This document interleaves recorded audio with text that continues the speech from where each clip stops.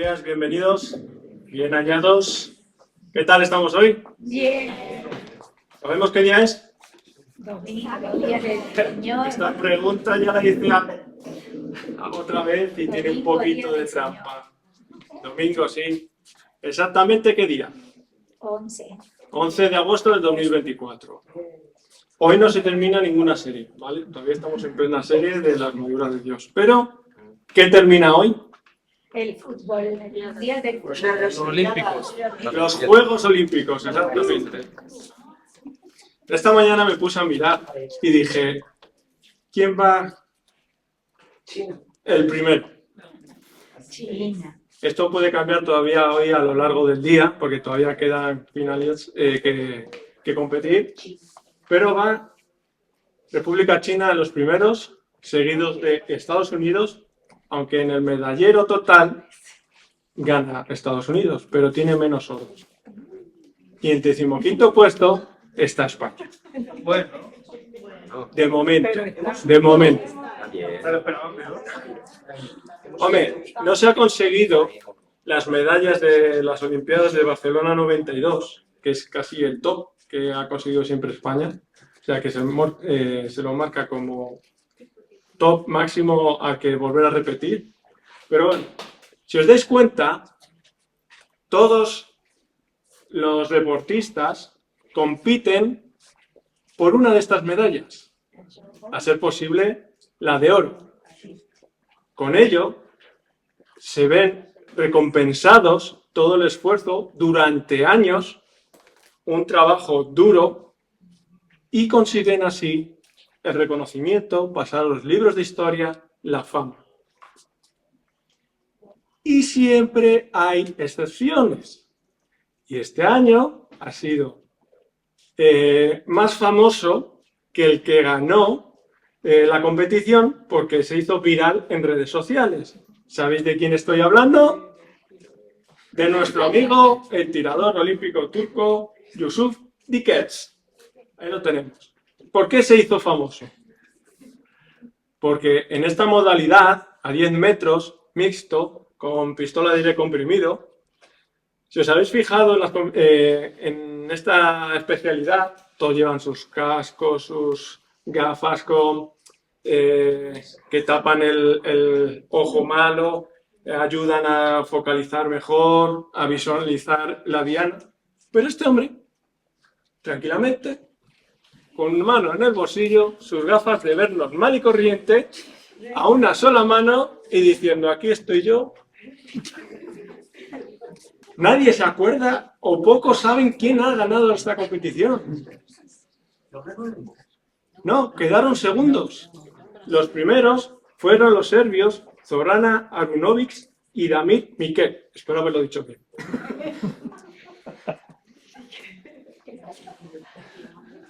Así que, dentro de estas modalidades, desde el inicio de los Juegos, se ha puesto hincapié o han ido perfeccionando tanto las ropas como el calzado. No saquéis foto, no lo busquéis por internet para comprarlo ahora en oferta, porque ya está descatalogado, ¿vale? Pero el calzado, si nos damos cuenta, es una parte importante de nuestra vestimenta, porque nos ayuda a andar cómodamente. Y dentro del calzado, con la evolución de los años, de los materiales, se han encontrado materiales óptimos, en este caso, hablando de las Olimpiadas, para cada competición. Tenemos zapatillas de deporte para correr, velocidad, para tenis, para baloncesto, para boxeo, incluso botas para andar por la montaña. Y hoy día, bueno, luego os cuento la anécdota, pero lo correcto sería ir con el calzado óptimo para esa actividad que vamos a desarrollar. Porque lo que no se puede es correr 100 metros lisos con unas botas de esquiar. Poder se puede. ¿Es lo más adecuado? No. Y decía que os iba a contar una anécdota porque hace unos años atrás estuve haciendo la ruta Smith, yo iba con mis botitas, mi mochila, cuando veo una persona haciendo la misma ruta en sandalias. Crocs. Creo que no es lo más correcto. ¿Y por qué estoy hablando del calzado? Porque esta serie estamos hablando de la armadura de Dios, en la que el apóstol Pablo escribe la carta a los Efesios y en su último capítulo menciona esta serie que nosotros estamos haciendo. Pero a sus oyentes les estaba indicando que esta armadura de Dios jugaba con la idea de lo que él estaba viendo, explicándose a los demás. Como hemos dicho otras veces, como el Señor Jesús observaba quiénes eran sus oyentes y ayudándose de eso exponía luego ejemplos. Pablo hace lo mismo. Dwight explicó en su momento esto mismo que acabo de decir, que el Señor Jesús, como el Señor Jesús observaba a sus oyentes, como decía, y miraba en ese momento a los soldados romanos, cómo iban vestidos, qué es lo que ellos tenían que les daba esa fortaleza o les ayudaba. Ya hemos visto, en este caso, el cinturón de la verdad, la coraza de justicia, y hoy nos toca el calzado del Evangelio de la verdad. ¿Alguien puede decirme las tres que quedan? Os doy una pista. Bien, muy bien. Veo que lo sabéis. Bueno, la idea en sí puede parecer original de Pablo, pero yo creo que no. ¿Por qué? Como sabemos, Pablo se crió a los pies de Gamaliel, que fue un gran rabino de su época. Y Pablo como tal iba a ser otro gran rabino. Era muy inteligente, estudiaba mucho las escrituras, tenía presentes siempre todos los textos, que para nosotros los llamamos la Biblia, pero para ellos era la Torá, la Misná, los profetas, los libros de sabiduría, etc. Los tenía en la mente. Y por eso digo que él se basó en Isaías. Hay tres pasajes que nos ayudan a entenderlo de esta manera. Isaías 11:15 dice, y será la justicia cinto de sus lomos, y la fidelidad ceñidor de su cintura. ¿A qué os sueño? Isaías 49:2, y puso mi boca como espada aguda. Y el último, Isaías 59:17, pues de justicia se vistió como de una coraza, con yelmo de salvación en su cabeza. Por eso digo que Pablo es fácil intuir que tendría estos versículos en su mente cuando, aprovechando esta metáfora, se la estaba explicando a los efesios. Y hoy nos toca, como decía antes, el calzado del Evangelio de la paz. Vamos a recordar el texto y vamos a leerlo una vez más. Efesios 6, del 10 al 18. Por lo demás, hermanos míos, fortaleceos en el Señor y en el poder de su fuerza. Vestíos de toda armadura de Dios, para que podáis estar firmes contra las asechanzas del diablo, porque no tenemos lucha contra sangre y carne, sino contra principados, contra potestades, contra los gobernadores de las tinieblas de este siglo, contra huestes espirituales de maldad en las regiones celestes. Por tanto, tomad toda la armadura de Dios para que podáis resistir en el día malo, y habiendo acabado todo, estad firmes. Estad pues firmes, ceñidos vuestros lomos con la verdad, vestidos con la coraza de justicia y calzados los pies con el apresto del Evangelio de la paz. Sobre todo, tomad el escudo de la fe, con que podáis apagar todos los dardos de fuego del maligno. Y tomad el yelmo de la salvación y la espada del Espíritu, que es la palabra de Dios, orando en todo tiempo con oración y súplica en el Espíritu, y velando en ello con toda perseverancia y súplica por todos los santos.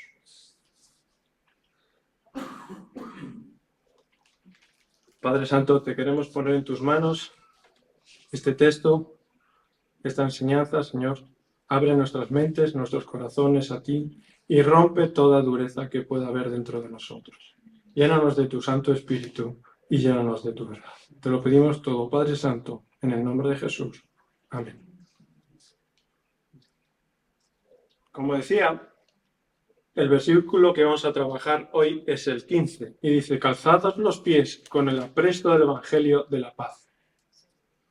Si nos fijamos en las imágenes, el calzado que usaba el ejército romano se llama caligae, que eran sandalias gruesas de cuero incrustadas con tachuelas o pedazos de piedra para mejorar la tracción, como veis en la imagen superior, que se ataban a los pies con múltiples correas de cuero. Este calzado resistente y ligero era adecuado para marchar y pelear.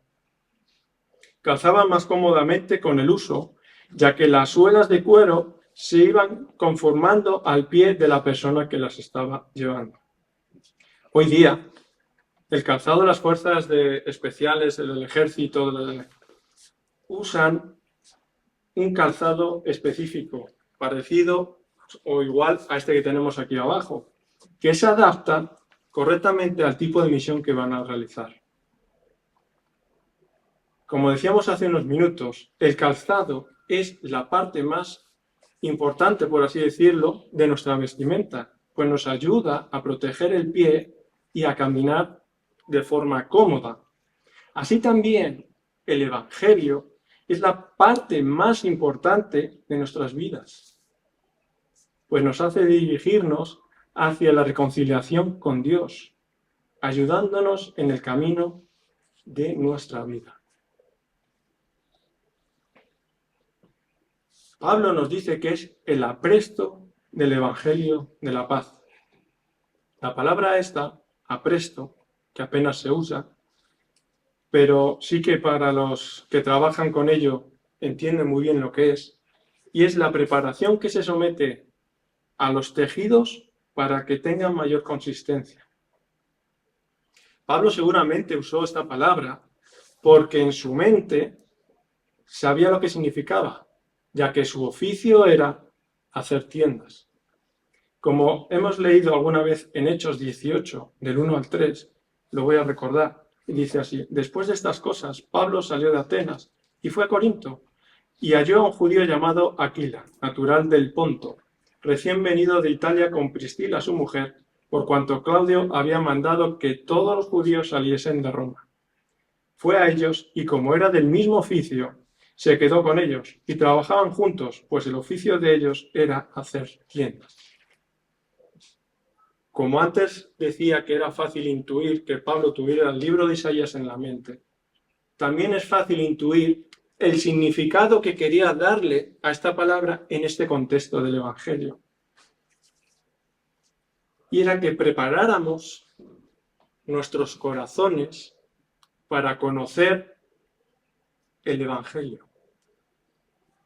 Porque la lucha no es contra otras personas, es contra las huestes celestiales del mal. Y yo os pregunto en esta mañana, ¿qué es el Evangelio? ¿Qué significa Evangelio? Evangelio viene de la palabra griega evangelio, que se compone de la palabra bien y angelos, mensajero, o literalmente se traduce como mensaje del bien o trae las buenas noticias. En el contexto bíblico, la palabra evangelio significa la obra redentora que Cristo hizo por nosotros. Y yo pregunto, ¿sabéis por qué son buenas noticias o buenas nuevas? Se podría resumir en que el Evangelio es el mensaje de salvación que se comunica a través de la vida, muerte y resurrección de nuestro Señor Jesucristo, y se refiere a la buena noticia de la vida eterna a través de Cristo Jesús. ¿Por qué Cristo tuvo que morir por nosotros en una cruz? Por nuestros pecados, ¿no? Cometidos por toda la humanidad. Y aquí me gustaría insistir en este punto. ¿Por qué tenía que morir? ¿Por qué murió en una cruz? ¿No se dice que Dios es bueno y nos perdona? ¿Que da igual lo que hagamos porque Dios es bueno y nos va a perdonar? ¿Acaso no existía otra forma de poder reencontrarnos con Dios que no fuera con la muerte del Señor Jesús? ¿Por qué debía derramar su sangre en la cruz? ¿Dar su vida por nosotros? ¿Acaso no hay otro camino? La verdad es que no. Hebreos 9:22 nos dice, y casi todo es purificado, según la ley, con sangre, y sin derramamiento de sangre no se hace remisión. Y os pregunto, ¿de dónde procede la ley? ¿Quién dictó la ley? Dios. Dios mismo. Dios nos crea, Dios pone sus normas. Si Dios dictó la ley, ¿sabéis quiénes fueron los primeros en desobedecerla? Correcto, Adán y Eva. En Génesis 3 muestra cómo fue esta desobediencia de Adán y Eva al único mandamiento que Dios les había dicho. Si queréis, buscarlo en Génesis 2, del 15 al 17. Tomó pues Jehová Dios al hombre y lo puso en el huerto de Edén para que lo labrara y lo guardase. Y mandó Jehová Dios al hombre diciendo, de todo árbol del huerto podrás comer, mas del árbol de la ciencia del bien y del mal no comerás, porque el día que de él comieres, ciertamente morirás.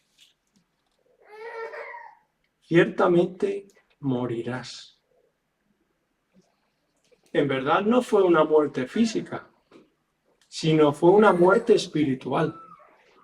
Cuando leemos en la Biblia que estamos muertos en delitos y pecados, es una muerte física. No es que estemos tirados en un cubo de basura, muertos, y venga Dios y nos rescate porque quiera. No, esta muerte es una separación con Dios. ¿Y dónde muestra en esta primera parte que sin derramamiento de sangre no hay remisión de pecados? Como hemos leído en 9:22 de Hechos. Ir a Génesis 3:21. Mirad qué frase más cortita y más directa. Y Jehová Dios hizo al hombre y a su mujer túnicas de pieles y los vistió. Porque cuando pecaron Adán y Eva, se hicieron delantales con hojas. Y yo os pregunto, ¿de dónde salieron estas pieles?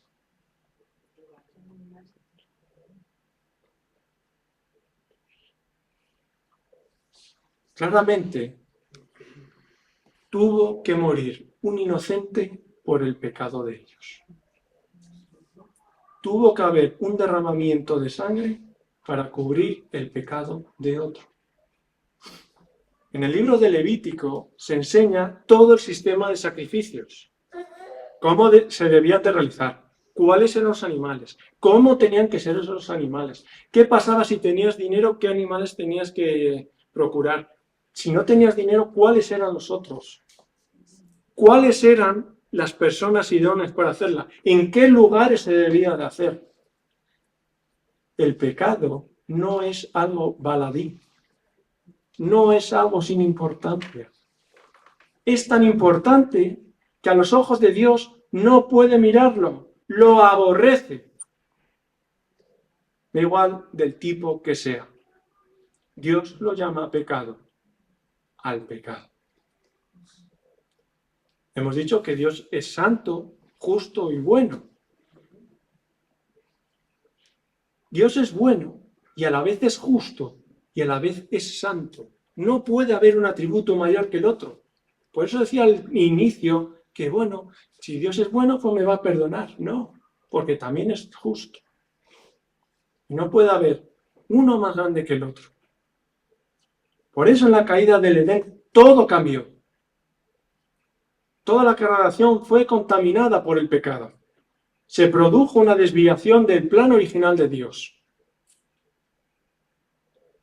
Si queréis, os dejo como deberes que leáis Génesis 3, que leáis y os fijéis cuál fue el castigo individual de cada persona. Porque en apariencia parece que pecó uno, pero la realidad fue que pecaron los tres, por no decir todos. Pero Dios, en su infinita misericordia y su amor por nosotros, después de la caída, enseñó cuál era el camino de redención para toda la humanidad. Esto es amor con mayúsculas. No cesa de amarnos aunque pequemos y nos muestra el camino correcto que tenemos que seguir.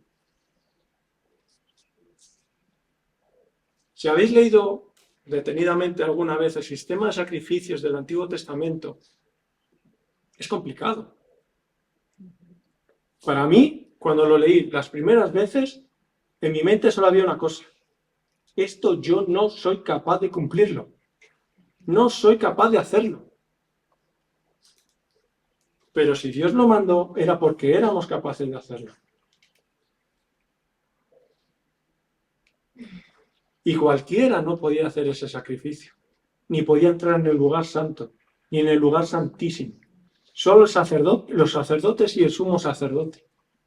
Y el sumo sacerdote hacía la expiación por todo el pueblo una vez al año. Y era el único en poder entrar. El pecado nos aleja de Dios. Provoca que le demos la espalda. Y también hace que estemos en guerra continua con Dios. Que no queramos saber nada de Él. Que no nos interese nada del Evangelio, ni de la Biblia, ni de Jesús, ni de sus palabras. Completamente le damos la espalda. Pero nos rebelamos contra Él. Yo en varias ocasiones he escuchado: bueno, si Dios es bueno, ¿por qué permite el mal en el mundo? Digo, vamos a analizar la frase. Primero, si tú no crees, ¿por qué mencionas a Dios? Y si crees en Dios, ¿por qué no le obedeces? También el pecado, aparte de provocarnos que nos alejemos de Dios, crea un vacío tan grande dentro del ser humano que intentamos llenarlo con cualquier cosa. Dijo hace ya un tiempo Blaise Pascal: en el corazón de todo hombre existe un vacío que tiene la forma de Dios. Este vacío no puede ser llenado por ninguna cosa creada. El vacío puede ser llenado únicamente por Dios, hecho conocido mediante Cristo Jesús.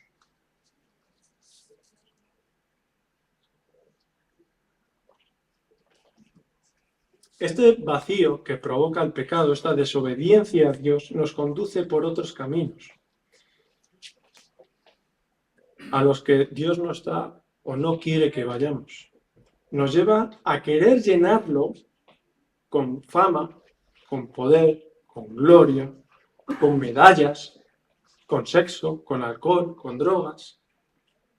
También con situaciones normales ilícitas, con trabajo, ocupando nuestro tiempo con trabajo, o querer estar con la familia, con los amigos, o viajando, conocer nuevos lugares, o dicho de otra forma, terapia ocupacional. Este vacío, el único que puede llenarlo es Dios, por medio de la reconciliación que hizo su Hijo Jesús en la cruz. Como explica la Biblia, la muerte de... Como explica la Biblia, la muerte de animales inocentes no limpiaba el pecado, cubría el pecado. La mancha seguía ahí, no quedaba limpia. Entonces tuvo que venir alguien para limpiar esa mancha del pecado. Y ese alguien es Jesús de Nazaret. Vino al mundo como estaba escrito. Vivió sin desviarse ni una coma de la ley. La cumplió completamente. ¿Os acordáis lo que decía hace unos minutos? Que cuando leemos todo el sistema de leyes y de Levíticos, lo complicado que era. Pues Dios lo cumplió. El Hijo de Dios lo cumplió. En él jamás hubo pecado. No desobedeció. Hizo siempre la voluntad de su Padre. Y cumplió todo lo que estaba escrito delante de él. Y después de esto, murió y resucitó. Si tuviéramos que decir en una frase el Evangelio o comprimirla, me iría a 1 Corintios 15, 3, 4. Pablo dice que Cristo murió por nuestros pecados conforme a las Escrituras, que fue sepultado y resucitó al tercer día, al tercer día, conforme a las Escrituras. Una vez más, Cristo murió por nuestros pecados, conforme a las Escrituras, y que fue sepultado y que resucitó al tercer día, conforme a las Escrituras.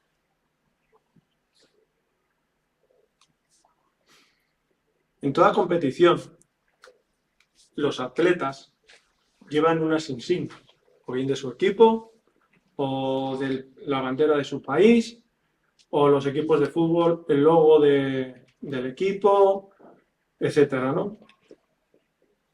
Incluso las marcas de sponsor, aquellas personas o empresas que apuestan por un equipo, por una persona, para pagarle los viajes, porque en realidad competir es caro. Los cristianos no eran menos, y en el primer siglo también tenían sus motivos pictóricos presentes en las paredes y techos interiores de las catacumbas, cementerios subterráneos a las afueras de Roma, ¿vale? Y que probablemente se ocultaban allí porque sufrían persecución. Los símbolos o marcas que usaban incluían el pavo real, porque supuestamente simbolizaba la inmortalidad, la paloma, la palma de la victoria de los atletas y muy particularmente el pez. Solo los iniciados sabían y nadie más podía llegar a adivinarlo que la palabra ictis, o como se pronuncia, si me ayuda Kevin, te lo agradezco, ictis, era un acrónimo de las siglas Jesus Christus Theos Huios Soter, o traducido, Jesucristo, Hijo de Dios, Salvador.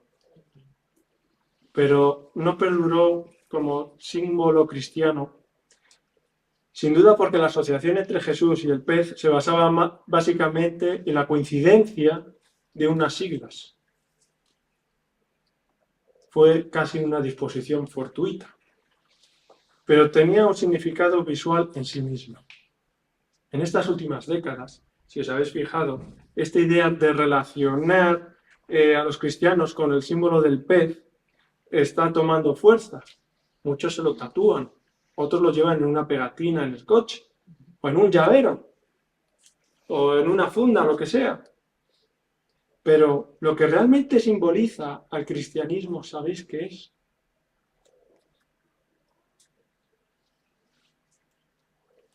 La cruz. La cruz vacía simboliza en sí mismo todo lo que Jesús hizo por nosotros. Hay un cuadro que se titula La sombra de la muerte, de William Holman Hunt.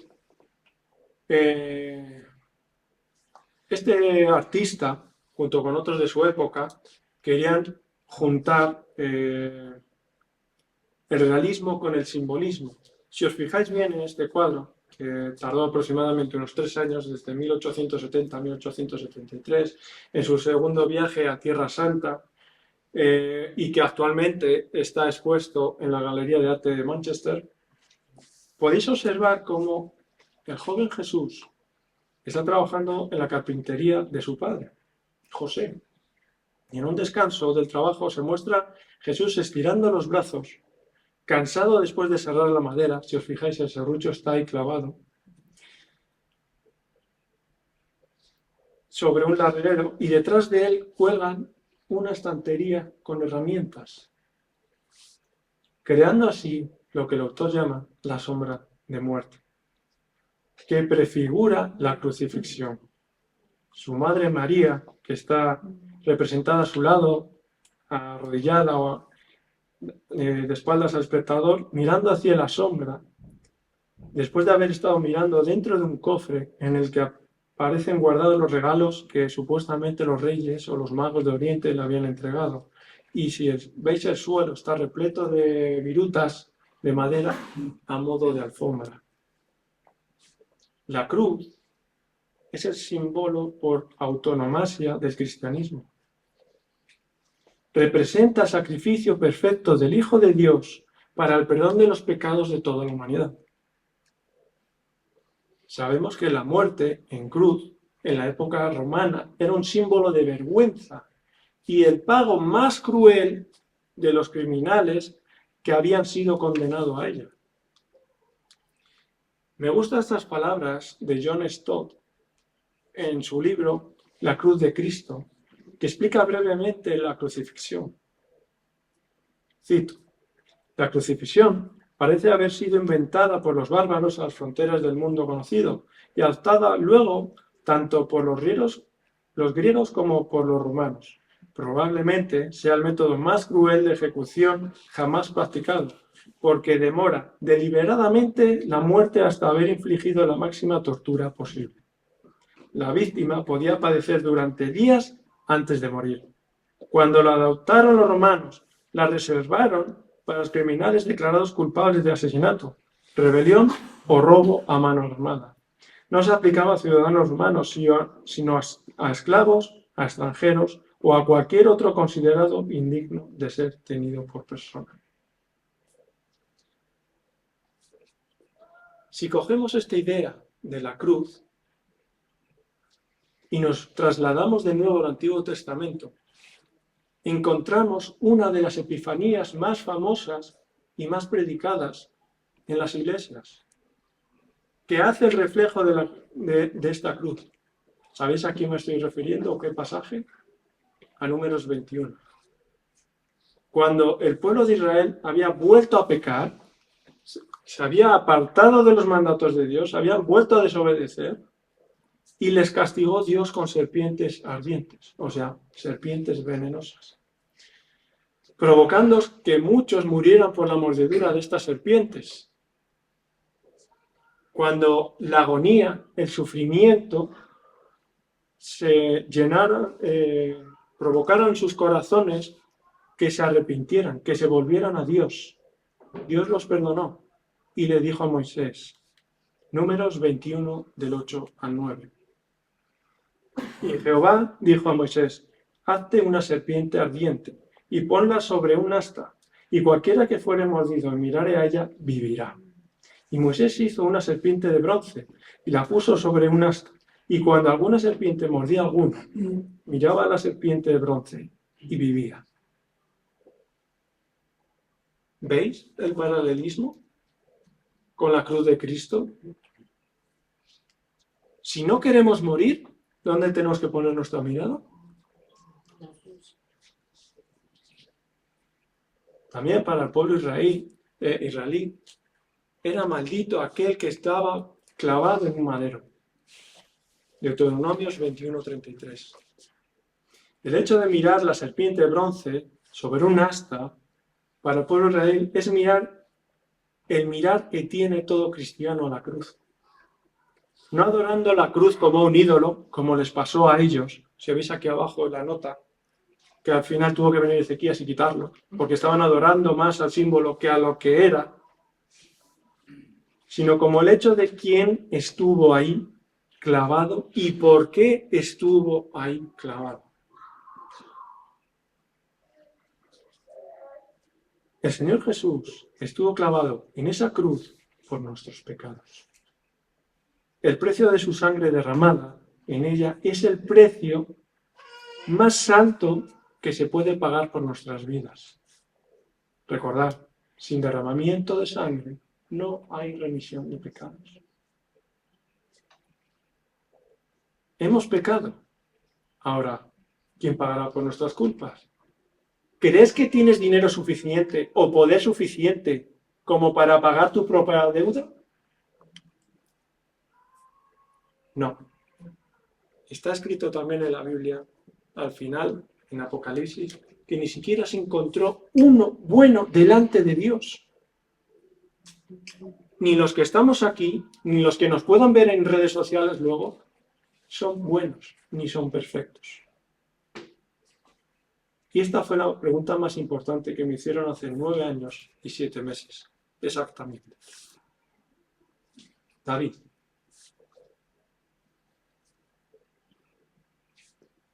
¿quién pagó por tus pecados?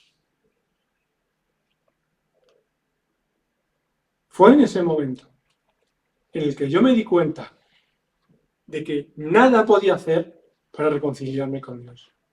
Que Dios, por medio de su Hijo, me había perdonado.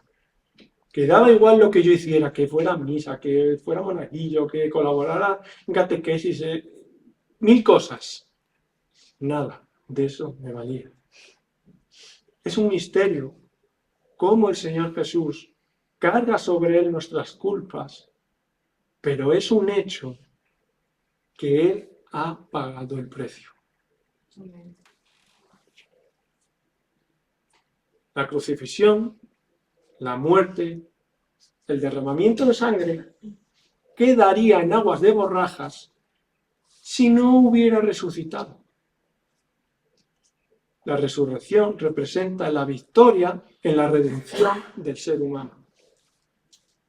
Si me acompañáis ahora a Juan 20, del 1 al 9, podemos leer acerca de esto.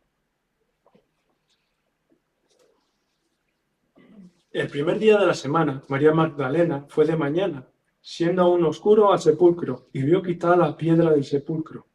Entonces corrió y fue a Simón Pedro y al otro discípulo, aquel al que amaba Jesús, y les dijo: se han llevado del sepulcro al Señor, y no sabemos dónde le han puesto. Y salieron Pedro y el otro discípulo, y cuando fueron al sepulcro, corrieron los dos juntos, pero otro discípulo corrió más aprisa que Pedro, y llegó primero al sepulcro, y bajándose a mirar, vio los lienzos puestos allí, pero no entró. Luego llegó Simón Pedro tras él, y entró en el sepulcro, y vio los lienzos puestos allí, y el sudario que había estado sobre la cabeza de Jesús, no puesto con los lienzos, sino enrollado en un lugar aparte. Entonces entró también el otro discípulo, que había venido primero al sepulcro, y vio y creyó, porque aún no habían entendido la Escritura, que era necesario que Él resucitase de los muertos. La resurrección es el punto álgido del Evangelio. Sin este hecho, como decía antes, la muerte, el derramamiento de sangre, la crucifixión, no tiene valor alguno. Sería como un delincuente más que muere en una cruz. Pero el Señor Jesús es la representación plausible de la victoria sobre el pecado. El amor en estado puro, quien da la vida por los demás. ¿O conocéis a alguien que es capaz de pagar por tus pecados y que encima te limpie de toda maldad? Yo no conozco a nadie. Este hecho es tan sumamente importante porque nos vuelve a encaminar en el plan original de Dios. En el jardín del Edén cometieron el pecado Adán y Eva dándole la espalda a Dios. En la cruz, Jesús nos vuelve a encaminar a ese jardín, pero no en el segundo, en el siguiente. El significado de la palabra evangelio, buenas nuevas, buenas noticias. Este es el significado. Volver a reencontrarnos con Dios, a estar en el camino correcto, a que nuestra comunión sea íntima con Él, como tenía Adán. Si habéis leído en Génesis, Adán andaba con Dios, hablaba con Dios. ¿Os imagináis eso ahora mismo?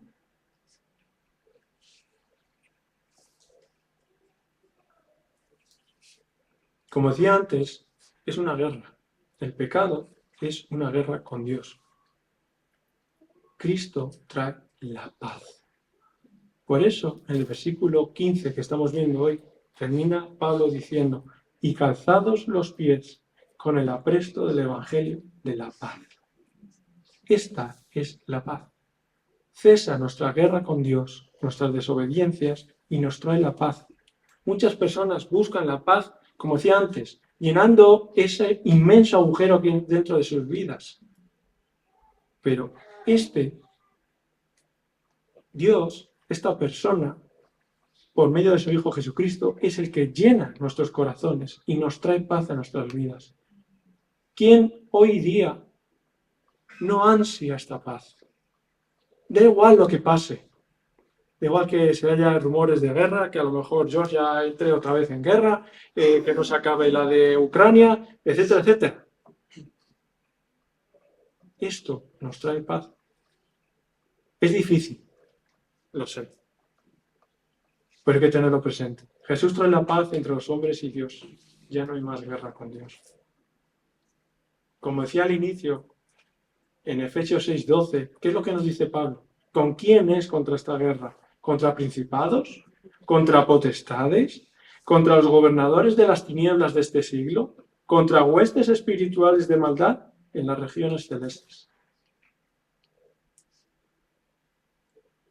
Bien, hemos visto que Jesús cumplió la ley, fue obediente a la ley, cargó por nuestros pecados, murió por nuestros pecados, pagó el precio más alto, que es su sangre, y resucitó. Y la pregunta que nos lleva a hacernos ahora es, ¿dónde está? Porque la cruz está vacía y la tumba está vacía. Marcos 16:19 nos muestra dónde está. Y el Señor, después que les habló, fue recibido arriba en el cielo y se sentó a la diestra de Dios. Ahora está sentado a la derecha de Dios Padre. Se ha ganado el privilegio de estar ahí, en el lugar más alto y sublime. Ahí ahora tiene todo el poder, toda la gloria y toda la honra para salvarnos. Hechos 4:12 nos dice, y en ningún otro hay salvación, porque no hay otro nombre bajo el cielo dado a los hombres en que podamos ser salvos. Una vez más, Hechos 4:12. En ningún otro hay salvación, porque no hay otro nombre bajo el cielo dado a los hombres en que podamos ser salvos. Para mí, cuando leí o empecé a leer la Biblia completamente, este fue uno de los versículos que me abofeteó con todas sus fuerzas. Como bien sabéis, yo nací y me crié en una iglesia católica.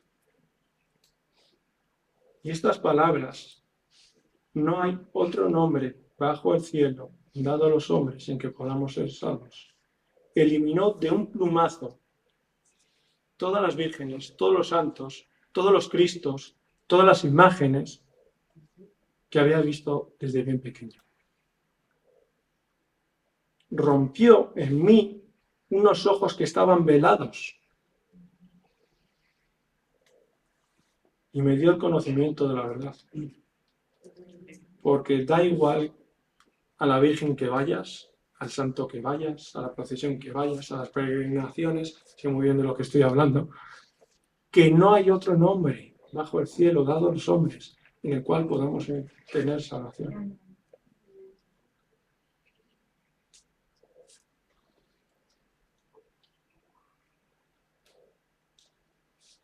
Calzados los pies con el apresto del Evangelio de la paz. Cuán importante es tener el calzado apropiado para la situación y a la actividad que vamos a desarrollar. Cuán importante es saber, conocer y entender el verdadero Evangelio que Dios nos está enseñando.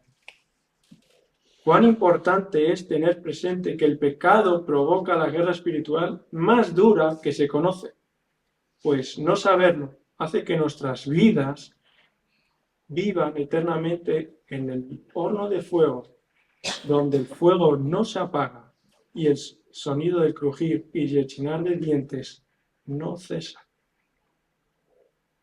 Como discípulos que queremos seguir creciendo en el Señor, tenemos la obligación de tener en mente todas estas cosas, puestos nuestros ojos en la cruz y en quien hizo posible nuestra salvación. Así como los deportistas tienen en mente las medallas, para llegar a ese punto tienen que entrenar casi durante toda su vida, apartarse de otros deleites de esta vida para centrarse en el entrenamiento, visualizar la medalla para conseguir la fama y la gloria. Nosotros debemos de tener visualizado también esto en nuestras vidas. Nuestro objetivo es este. Cumplidos nuestros días, cuando seamos llamados a la presencia de Dios, estar en este lado, con nuestras vestiduras blancas, con el sello de Cristo en nuestras frentes, delante del Dios único y verdadero, alabándole, dándole gloria, honra y poder. Si has conseguido llegar hasta aquí, hasta este momento, y no te has desconectado, ni te has puesto a ver tus redes sociales, y después de toda esta enseñanza, no sabes cómo entregar tu vida a Cristo, no sabes cómo pedirle perdón, y no sabes cómo reconciliarte con Dios, cierra tus ojos, inclina tu cabeza y repite esta oración conmigo.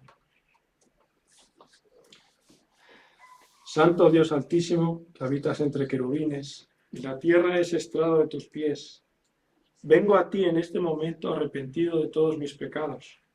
Reconozco que no he sido bueno, que he desobedecido tus mandamientos, que no he tenido interés por cumplir y obedecer tu palabra. Mi vida está perdida, sin rumbo, no sé a dónde ir. Me encuentro vacío, no hay nada en este mundo que me llene. Mi familia está rota, mis hijos han vuelto contra mí, mis amigos me han abandonado, en mi trabajo me aborrecen o no tengo trabajo. Sé que tú puedes cambiar mi vida, restaurarla junto a ti. Sé que puedes sacarme de este hoyo en el que me encuentro, que puedes enderezar mi vida. Sé que puedes llenar este vacío inmenso que tengo dentro de mí y que no consigo aplacar. Señor Jesús, perdóname, sálvame, límpiame de todo pecado y restáurame a tu lado. No quiero seguir así. Cámbiame y hazme tuyo. Quebranta la dureza de mi corazón. Rompe toda venda espiritual y toda cadena de Satanás. Hazme libre, Señor. Tengo mi vida, te entrego mi vida y la pongo a tus pies. Te lo pido, Dios Altísimo, en el nombre de nuestro Señor Jesucristo. Amén. Si has hecho esta oración, la has hecho de corazón y has entregado tu vida a Cristo, por favor, háznoslo saber. Está el pastor May, está el pastor Kevin, Tiago, estoy yo, está Graham. Y si lo has hecho de verdad, de todo corazón, te regalo este versículo. Romanos 10, 9, 10. Que si confesares con tu boca que Jesús es el Señor y creyeres en tu corazón que Dios le levantó de los muertos, serás salvo. Porque con el corazón se cree para justicia, pero con la boca se confiesa para salvación. Amén.